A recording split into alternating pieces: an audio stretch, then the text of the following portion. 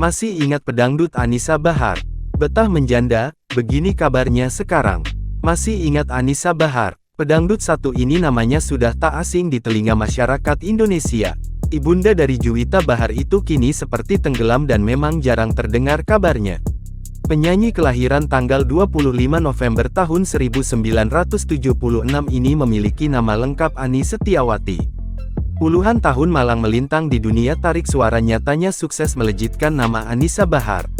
Popularitas Anisa Bahar bahkan mampu menaikkan pamor anaknya yang ikut menjadi penyanyi dangdut, Juwita Bahar.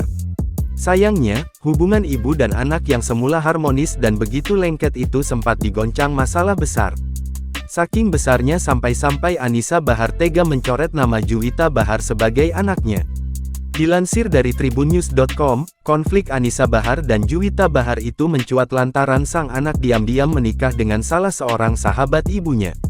Namun seiring berjalannya waktu, api yang sempat membara di antara keduanya kini telah padam.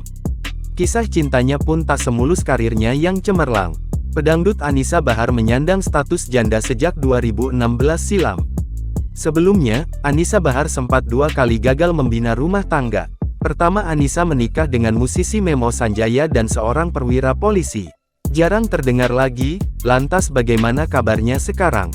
Menilik akun Instagramnya, dirinya sering membagikan momen mengunjungi masyarakat.